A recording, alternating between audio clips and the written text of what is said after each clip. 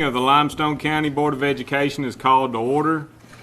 Notices for the meeting were properly posted and provided to those who requested direct notification.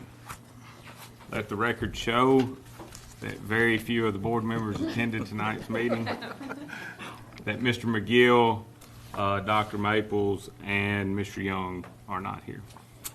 We'll begin with a prayer led by Mr. Hilliard, and I will lead the pledge. Shall we pray? Our Father in heaven, thank you for this day that you've given us and this time that we can come together and discuss the business and actions of the school system here. Father, we pray that you give us guidance and that we will do the best that we can for our students and our employees. Thank you for all that you blessed us with, and keep us all and our employees all healthy and safe. Forgive us our sins in Christ's name. Amen.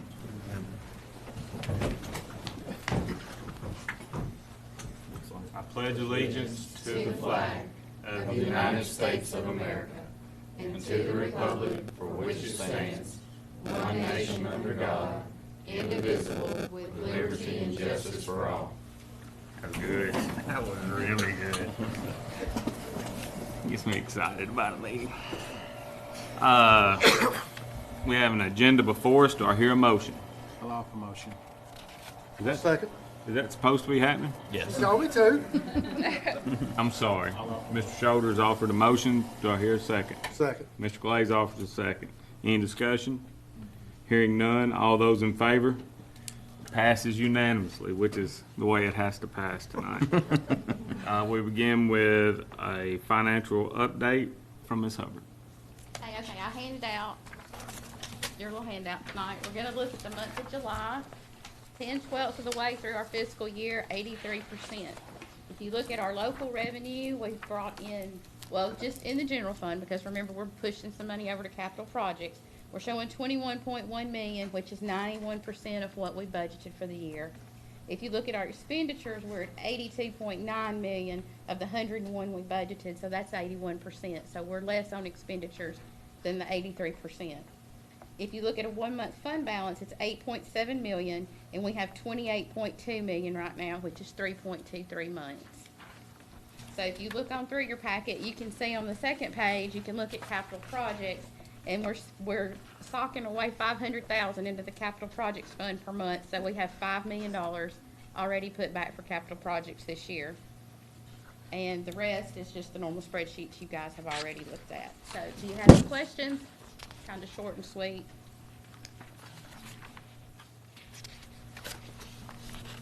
None? Any discussion?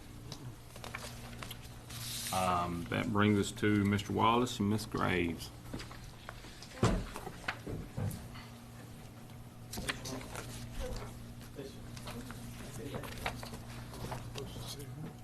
If y'all want to move out here, we can look at it. You'll also have a copy of it in your packet. So Dr. Chair, I just wanted to give just a little overview of what we've been doing some this summer, some of the projects we've got going on, and some stuff that's going on in maintenance. Just to start off, you guys, this is not on the PowerPoint here, but we started off June, we cleaned 408 PTAC units. That's crude oil units. You have to pull completely out of the wall, carry outside, wash, and bring back in. So we started that in the month of June. We finished it in 2 weeks. We got that going. We had numerous painting projects that our guys did. For my last count, we painted 48. It's either offices, classrooms, principals' offices. We painted the library at Johnson. So we had several projects going on within the maintenance department itself, along with all the other stuff that goes along that we get on the day-to-day basis. But these are some projects. I feel like I need, whoa, what's hot, isn't it? But these are some projects that we have actually are working on now, and some we have completed.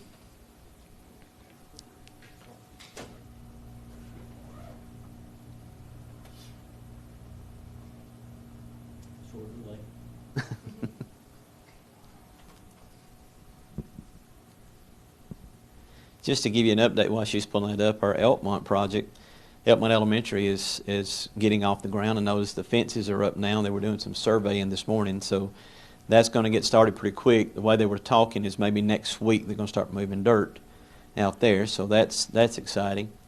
You're going to see a West Limestone project that's still underway that's going very well, still on schedule, and I think we'll be back in the front office area in the middle of October on that one, so it's going very well too.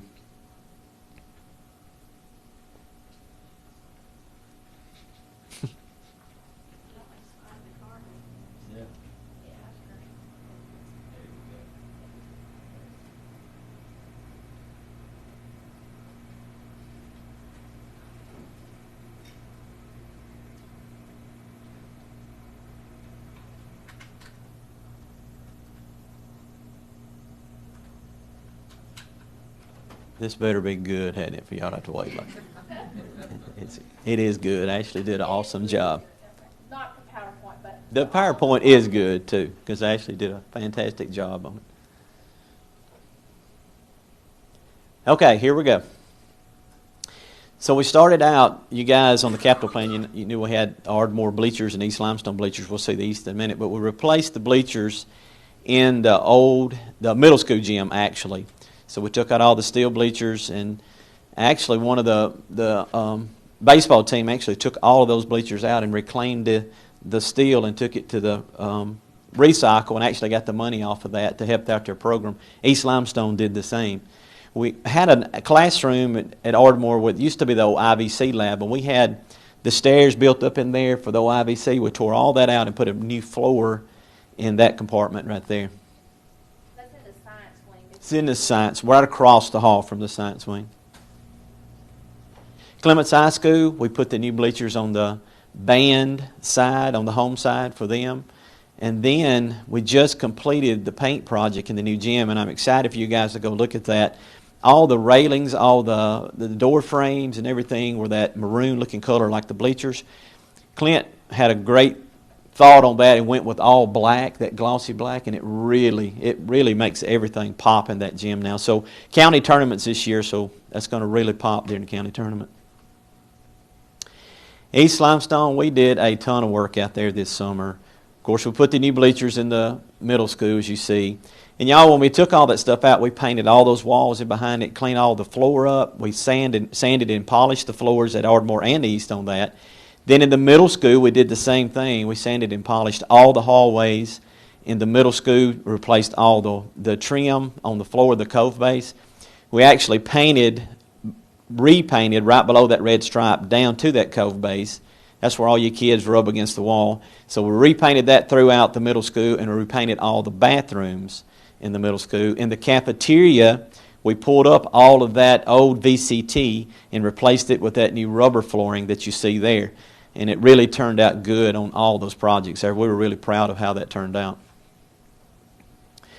Elkmont High School, thanks to Vince Green and John, we were able to redo the, what is it, Vince? Family Consumer Science. We took out all the cabinets, we polished the floor in that thing where we did the ceiling, we did the lights, we did a new air conditioner. We did a lot of work in there and redid all new appliances. It is really fixed up now and it looks real modern, and they're excited. The band room, the carpet was in pretty bad shape, so we went ahead and took out all the carpet. We replaced with carpet tile, where in case something gets spilled or anything on it, we can replace each individual tile. And we painted the band room also. Then this project on the baseball field was brand new LED lights. And we haven't finished it yet. Honestly, we've got a shortage on our breaker box. That's the only thing we like, and we're hoping to have it in October.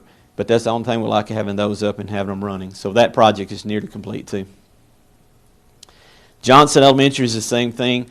We did a lot of work in the front office area. We replaced all the VCT tile with that LVT tile. We replaced the carpet in Matt's office, the assistant principal's office, and all the front area. The library, we pulled out all the carpet, replaced it all with VCT, LVP, and then we painted the entire library for her. And man, the way she arranged everything out, the way it turned out, really looks awesome. I hope you guys have time to go out yourself and just go look at some of these projects and how they turned out. Tanner Elementary, this is just the admin area that you guys know about. It was on our capital plan. It is finished, and they are using it now, fully functional. And that's some of the pictures of how it turned out. West Limestone, of course, is our renovation that we were doing. That first picture to your left there is actually the band room. We did the same thing like we did at East. We repainted the entire band room. We put in the LVP tile. We put in the carpet tiles. He's actually getting new furniture through our furniture budget you guys had approved. He's getting all of that. So it hadn't came in yet, but he's getting everything new, and it turned out well too. We actually replaced all the lights, the drop-in lights in there too, to LEDs and really brighten that area up. Then this is just the renovations to the bathrooms. You can see the wet wall in the third picture over. That's the new wall that's in the bathrooms. The classrooms were all painted in the front area. And we got rid of that last picture over to your right. We got rid of all of that old Western cedar front on that thing and actually put EFS on it. And it looks like a total different building. And the front, actually, the EFS is on the front now and getting finished up. Matter of fact, I was there this morning. That section, that lifted up section now, is actually dried in from the top down, and all we like is putting the front doors in, and it'll be dried back in. We're talking about October. October, we're supposed to be back in it. Yeah. Parking lots. This is one thing that was really needed. You guys had approved this on the capital plan also. We resurfaced the parking lots at Clements and Blue Springs, Piney Chapel and Career Tech, East Limestone and Creekside, and Owens. And we're going to go ahead and fall break and do West Limestone's parking lot because we're going to do it through that project that we're doing there. So tonight you're approving to go ahead and bid the rest of our parking lots we can get done across the next year. So we'll have all of them done within 2 years. And that gives you an update of where we are. Thank y'all. You have any questions for Steve or anything? Well, thank you. Appreciate it. Is that the last one?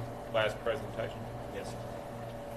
Thank you, Andy. Thank y'all. Yeah, it is bothering me, Earl. It could fall at any minute, injure me. And the vice chair's not here to take over, so, what do we do? Yeah, I don't know what we do. We don't have a quorum. We could never vote to adjourn. We'd just be in here. Extra cautious. Couldn't we? Extra cautious. And I got to fire everything back up.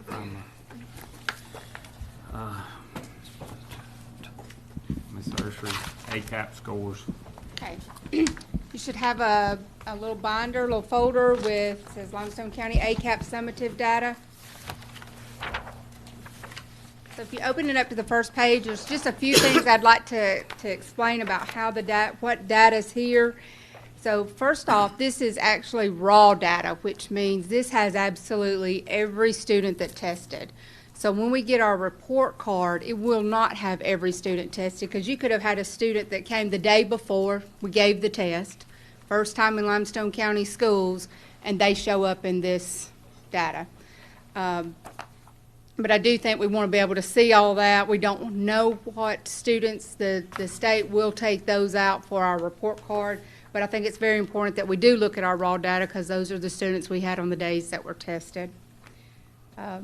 It also includes all of our EL student data, and we have two different report cards that will be coming out. The federal report card will not have EL students on our report card if it's their first 3 years being in the school system, being enrolled in school. The state report card, they will not be on the state report card for the first 5 years that they're enrolled in a U.S. school. So there's 4 different levels that you can score in ACAP. So there's a level 1, and I'm going to kind of give just kind of an explanation of what we think about with a level 1. I'm going to kind of use an explanation of like riding a bike. So a level 1 would be when a child is still using training wheels, like they cannot ride the bike. So that would be they're not meeting the standard if they score level 1. Level 2 is called basic grade level. So they're progressing toward meeting those standards for that subject area, for that grade level.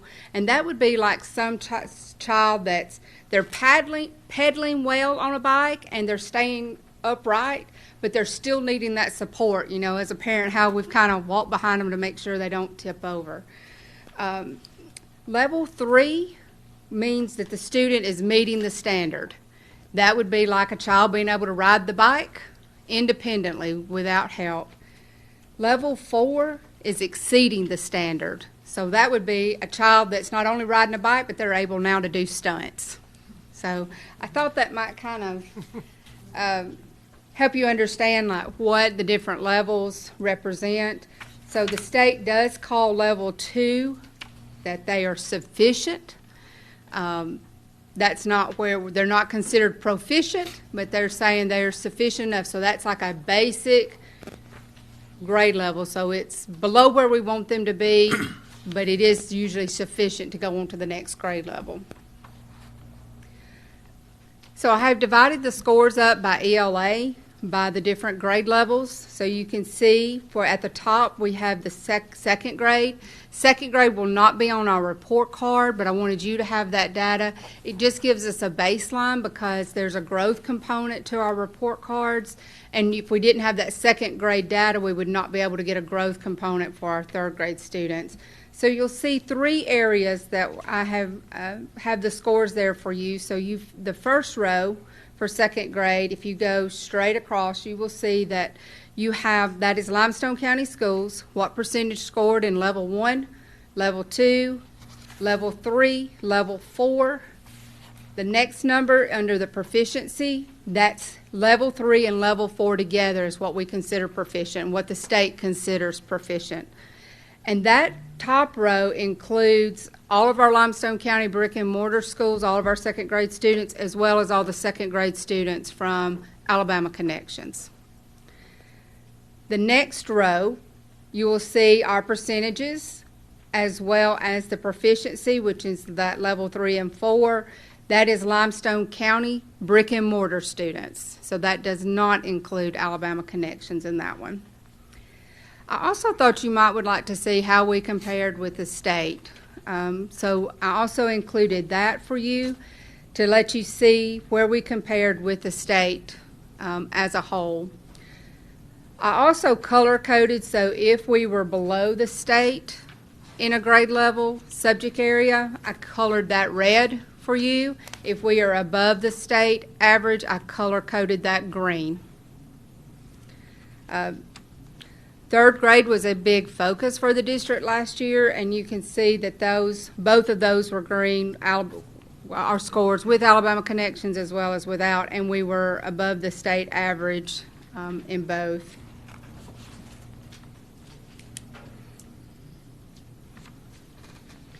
Okay, if you turn the page, those were our ELA scores. The next page is our math scores for ACAP.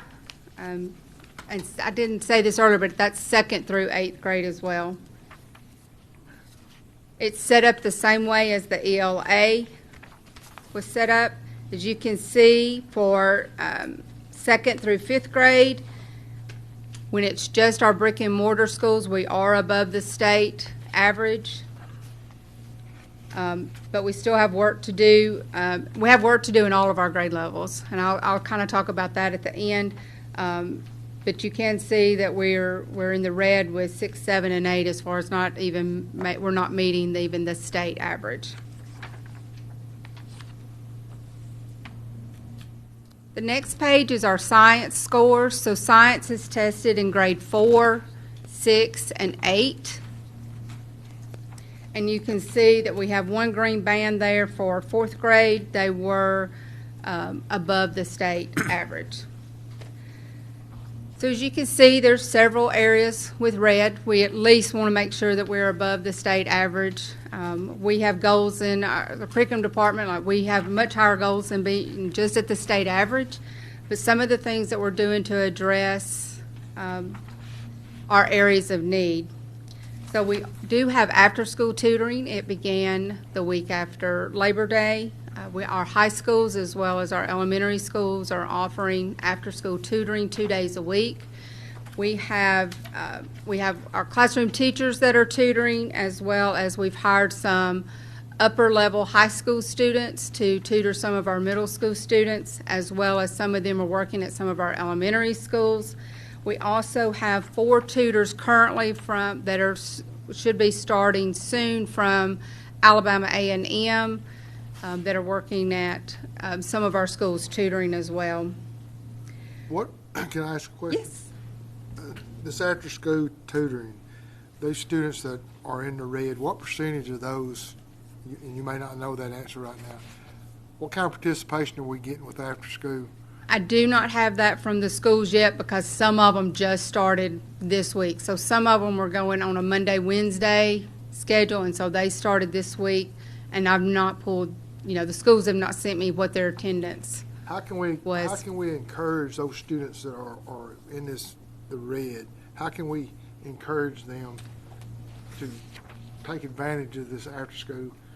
I think there are several ways that we can go about it, and the schools that we've seen that have a higher participation rate than other schools. I think first of all, they send a letter out, but I do know how sometimes those letters kind of get tucked back in a backpack. But we have asked for those to be returned as well, marking yes or no that they are attending.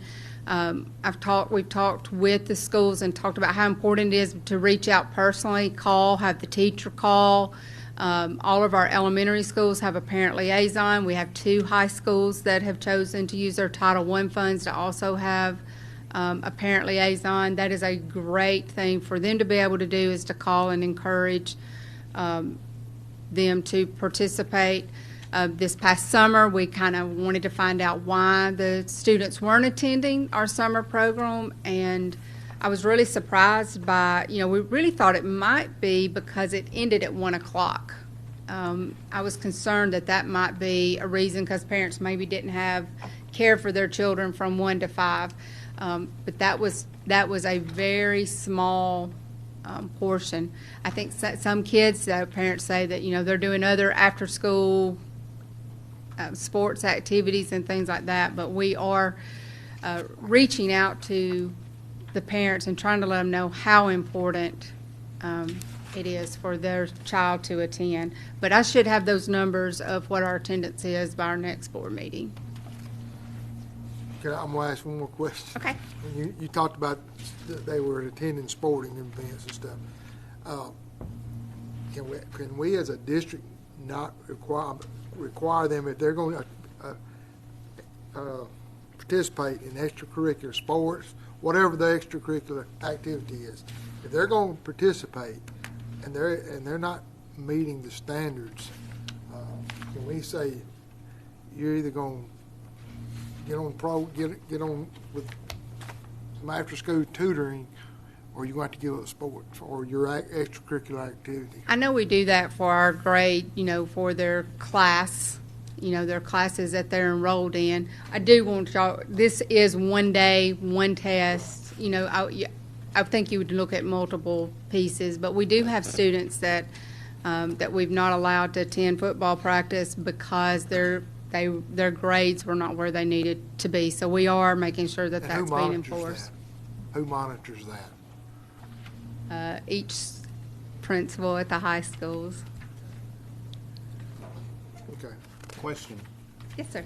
Those students that are in the red that Earl was speaking of, while we have those students during the day, can we identify those kids and look at where those kids are, what class they're in, and maybe reduce the size of that class, or maybe pull those kids out and provide them resources beyond that class? We do have the funding that we're now able to move around and put in different budgets. Could we put some more money into education and educating these kids and provide the resources while these kids are at school? I do think that's one of the things that we wanted to focus on this year, is trying to make sure that the intervention is taking place during the day, because we have all of our students there during the day. So several of our high schools have implemented to where they are including especially in their middle school, because they kind of knew what their data was going to be by looking at their STAR data before our ACAP data came out. And so we have several, like 3 of our high schools, and we're working on making sure we'll have that set in place for next year. But they have fixed it to where, so they have their regular 7th grade math block, and then they turn right around. They have a math lab, math intervention for students who have deficiencies. They've also done the same thing for ELA, and so they're having that lab backed up. So it's almost, they're getting 2 doses of it. We do still have some schools that have what we call basic skills classes. Oftentimes those are almost more like a study hall, and so we have talked with those schools and asked them to please implement our Savvis Success Maker, which is our math intervention program. It's all online, so it can easily be done during a basic skills class. We had one school that did that last year. It was the only thing different that they did for that particular grade level, and on their star data rose 7% just with those kids who were using that online program. And it goes right along with our Savvis Envision math program that the district purchased for K-12. And that was one of the things I did want to say is we also have we do have more intervention teachers than we've ever had. So the elementary schools were all able to add 1 additional part-time ESSER. It's a push-in intervention teacher, which means they have to go into the classroom. That's the only way the State Department would approve it in that part of our ESSER application. And most of those are actually focusing on math, and so they're doing some things too. So we're really wanting to make sure that we're looking at what standards the children are missing, because we can sit and teach an intervention program all day long, but if it's not the standards that the child is missing, they're not going to show the growth. So we're really looking at our STAR data reports, and all of our schools will be finished tomorrow with STAR. Some are already completed, but everyone should be finished by tomorrow with their STAR testing that gives us where we can see, we can drill it down to each individual student to see exactly what standards they're missing. So they may be a 4th grade student, but maybe they were out 2 years ago with, for whatever reason, and maybe missed a particular standard in 2nd grade. STAR will actually tell us what standard they're missing. And so we can, you may group a group of 3 kids, teach that standard to them during our Tier 2 math time. And all of our elementary schools do have math Tier 2 time built into their schedule. So they have an additional 30 minutes that they work with students on math, as well as a 30-minute reading intervention time.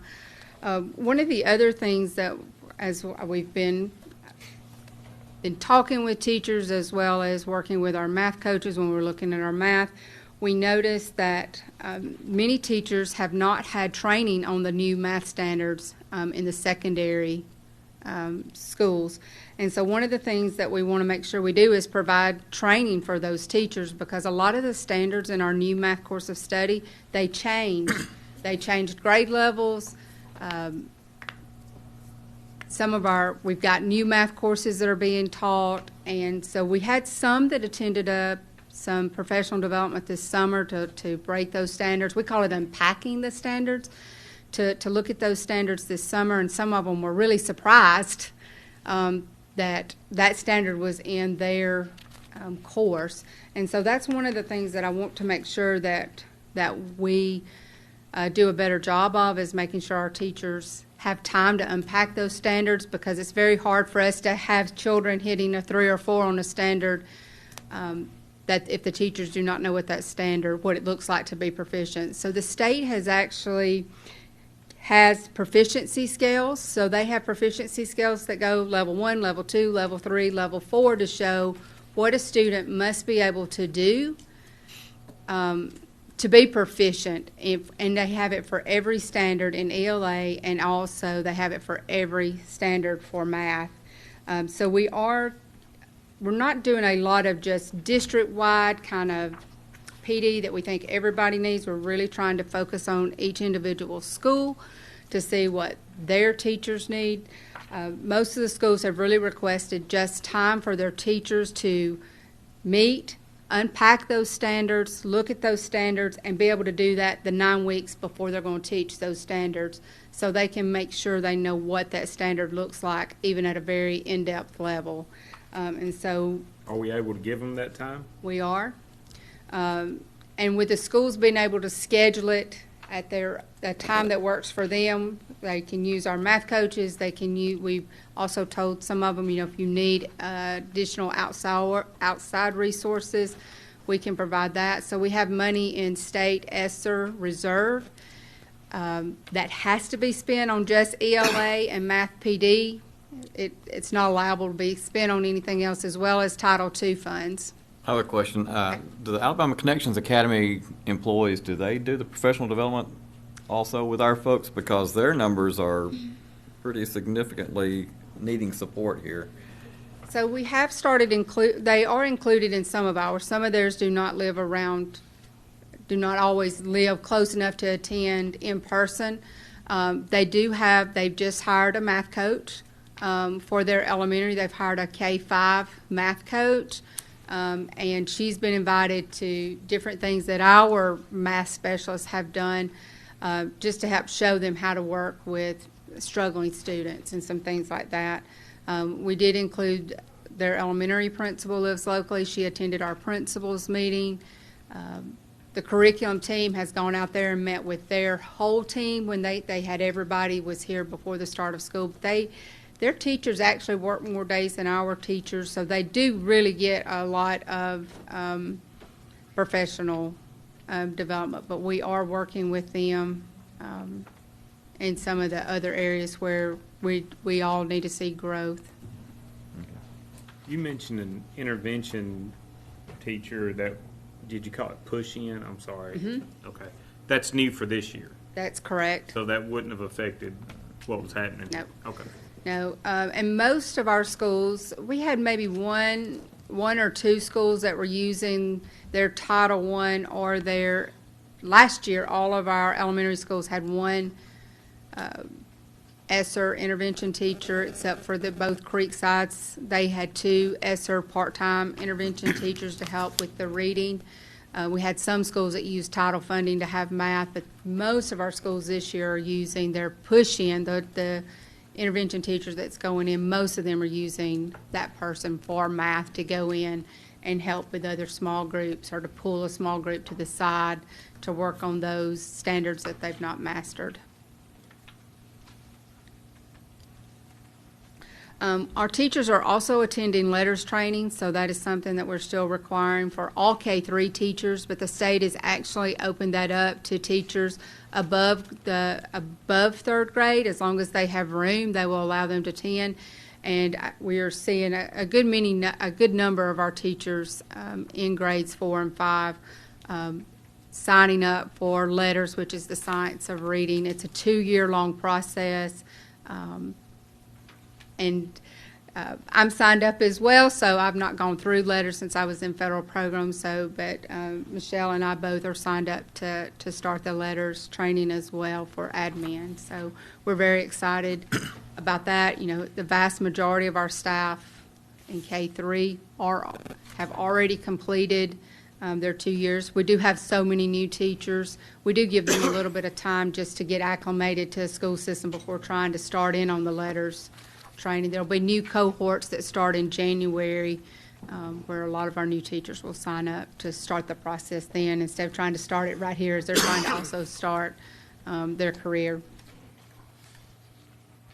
The Numeracy Act passed, and so we will also be having a math camp this summer, very similar to we'll have it in conjunction with our summer SOAR Literacy Act camp, and so we will be having that. It'll be a required 40 hours. We'll probably do both of those in conjunction. At the same time, we'll probably just increase our hours that we go a day, but we've still got to talk with schools and see exactly how that will work. One of the things, as we met with the reading specialist last week, we were very excited to see that a lot of our students that were on individual, though they're called SRIPs, so they were on their individual reading plans based on what their scores were. A lot of our students going from kindergarten to first, based on their DIBEL scores that they just took at the beginning of school. A lot of those kids that came to our summer program, as long as they continue with the 2 more progress monitorings, we want to make sure they're solidly proficient before we take them off of that plan. But we heard school after school say, you know, we had 13 kids that had SREP plans after coming to summer SOAR. Now we only have 10. We really saw that trend a lot for kindergarten going to first. We saw the kids from kindergarten, first grade going to second. We did not see as much with the kids going from second to third or third to fourth. One of the things that, as we've really looked at our scores, we see that our students are actually fairly accurate. And so we really feel like it's not so much the accuracy, being able to read the words, but it's more on the comprehension components. And so that's another area that we're going to need to focus on, and we will probably need to look at some pieces that will provide materials for our teachers who need to be able to have an intervention for comprehension in the future. Because the vast majority of our reading intervention programs really focus on just being able to read the word. It works on the word level. And so I do think now we're really getting to where our students are fairly accurate, but now we need to work on the comprehension piece. We have all the robots that we bought this summer and had the robotics camp. So I'm meeting with several teachers tomorrow who would really like to start a robotics club at their school in the middle school. And so we've got a meeting tomorrow afternoon to explore that. We think that'll be great and kind of encourage more interest in our STEM and in our science. We do plan to continue to have summer STEM programs. Our robotics camp was so successful this year. That was the first thing the teachers that worked at the program is like, we really need to, next year we need 2 just so we will have enough space to be able to accommodate everybody. We are, our math coaches, we've sat down with them, we've really looked at our math scores, we've looked at individual school data to kind of determine where our strengths, where our weaknesses, where can we take teachers to let them see a teacher whose scores were really well, how are they going about teaching that math block so they can kind of see it in action. We do have a vacancy, so we will be hiring for the one that works with 3 through 5 soon. Hopefully that'll be at our October board meeting. And then I also included, I thought you would like to see individual school data, so you've got the data for each individual school by grade level and by subject area, but I was not going to try to go over it in detail, but I wanted you to have that so you can look at that at your leisure. If anybody wants more, I'll be glad to meet with any of you individually if you want to go more in depth with any of the data. Just let me know. Any other questions?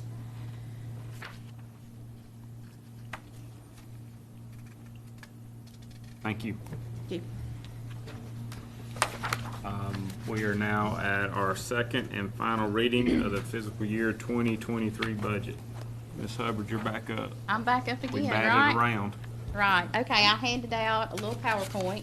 I have something I have to read, and we're going to go through, and then we're going to drill a little bit down, and then if you have questions, then I'll entertain those, and we'll answer them.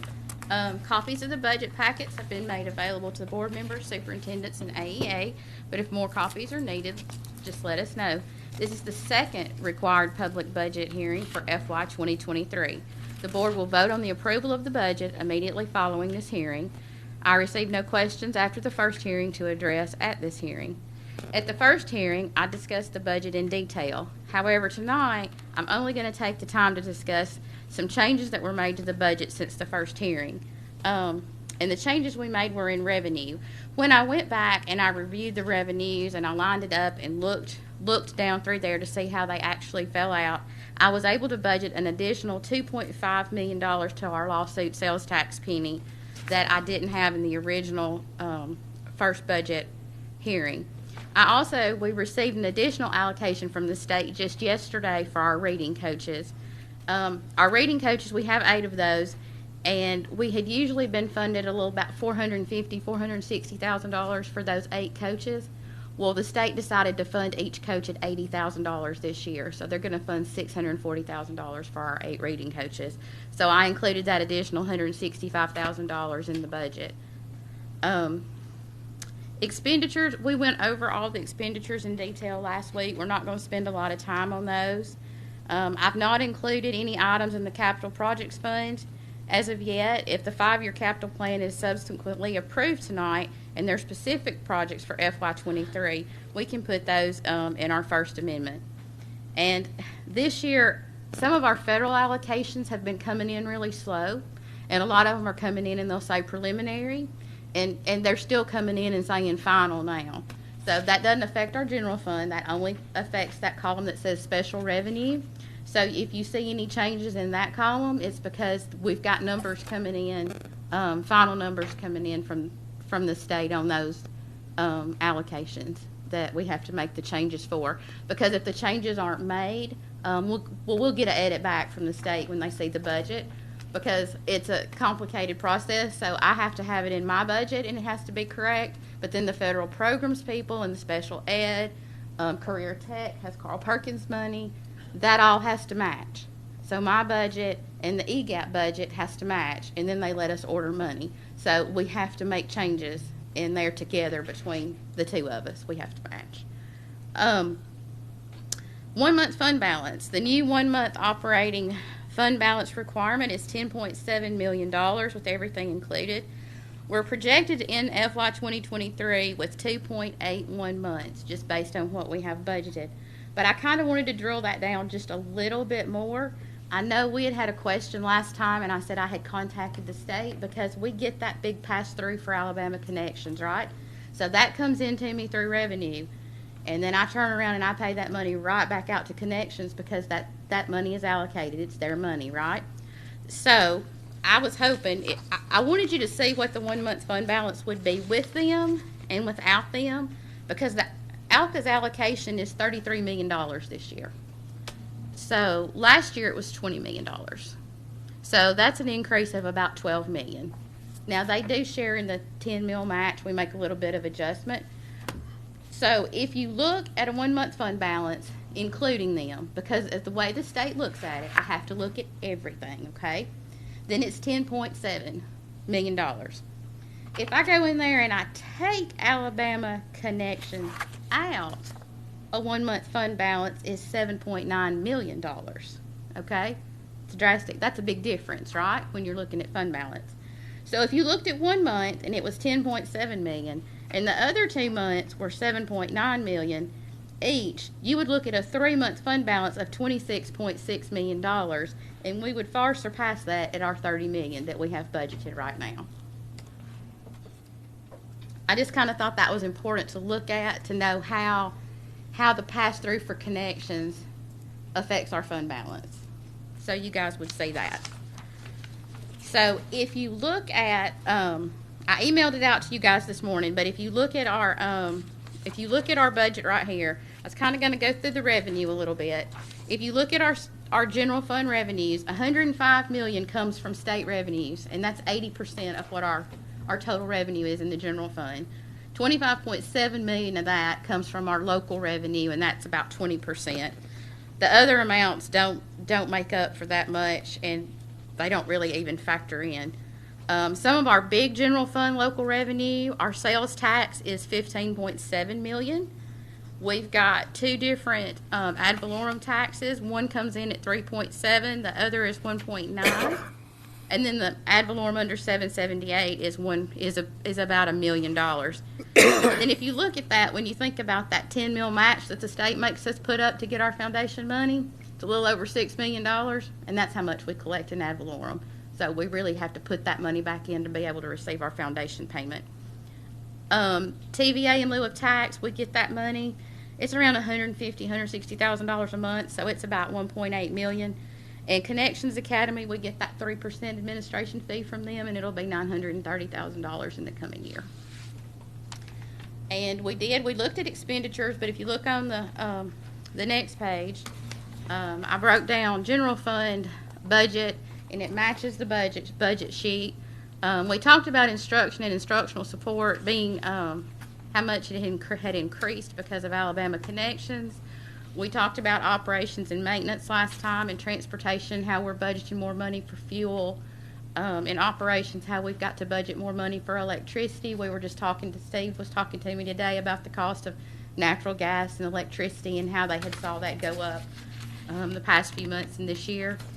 Administrative is board expenses, superintendent expenses, it's the finance department, it's human resources, it's anything else that doesn't fall under the others. And if you see that other line and you wonder what that is, that 2.2 million, that's OSR pre-K.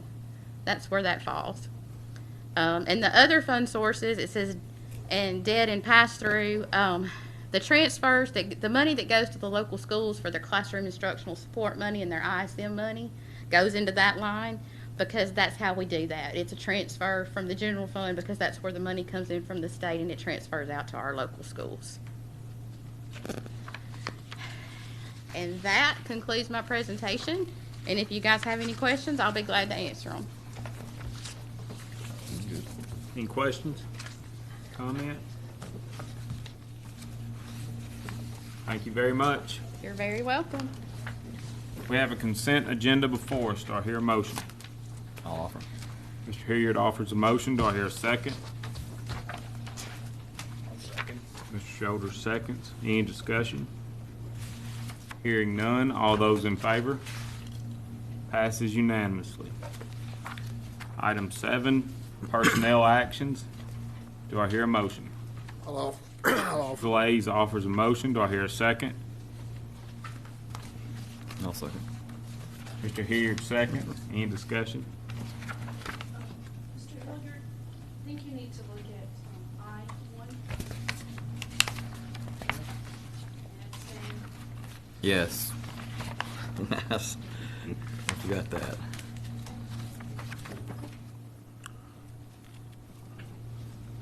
No, abstain from that. You good? I'm good, yeah. All right. We don't need to do anything. We've had a motion, we got a second. Any discussion? Hearing none. All those in favor? Passes unanimously. Item 8. Okay. Do I hear a policy drafts for state compliance and for clarity based on suggestions from the Alabama Association of School Boards? Do I hear a motion? I'll offer motion. Mr. Shoulders offers a motion. Do I hear a second? I'll second. Mr. Glaze seconds. We are going to table, I'm probably going to get you to say this, Mr. Shoulders. We're going to table item 6.29, the opt-in for mental health service by parent or legal guardian. We've gotten information today that this needs to get changed a little bit. So if you could make that adjustment, please. We're just tabling part of it, right? Right, just the first policy, the second policy is fine. Which part of it do you want me to read? Just table item 6.29. Okay, Mr. Chairman, I offer motion that we table item 6.29. And do we need to second that? Do I get a second? I'll second. Mr. Glaze seconds that. Any discussion? So we're gonna bring it back next meeting? Yes. We got At some 8:80. late-breaking information that we needed to add, so we didn't want to pass it as it was written. Any other discussion or question? Hearing none, all those in favor? Passes unanimously. Item 9, fiscal year 2023 capital plan. Do I hear a motion? I'll offer the motion. Mr. Shoulders offers a motion. Do I hear a second? I'll second. Mr. Hilliard offers a second. Any discussion on the capital plan? Hearing none, all those in favor? Passes unanimously. Item 10, discussion approval of fiscal year 2023 budget.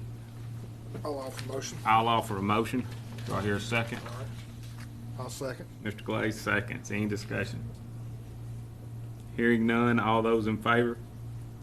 Passes unanimously. Item 11, Ardmore baseball locker room at a cost of $497,720 for base bid and alternate number 1 from EMW Construction. Funding sources, Capital Projects Fund, Athletics. Do I hear a motion? I'll offer motion. Mr. Shoulders offers a motion. Do I hear a second? I'll second. Mr. Hilliard offers a second. Any discussion? Hearing none, all those in favor? Motion passes unanimously. Item 12, Clements softball locker room at a cost of $518,459 for base bid and alternate number 1 from Premier Structures. Funding source is Capital Projects Fund Athletics. Do I hear a motion? I'll offer. Mr. Glaze offers a motion. Do I hear a second? I'll second. Mr. Shoulders seconds. Any discussion? Hearing none. All those in favor? Passes unanimously. Item 13, adjournment. Do I hear a motion? Offer motion. Mr. Shoulders offers a motion. I second. Hearing no discussion. All those in favor? Passes unanimously. Thank you, everybody.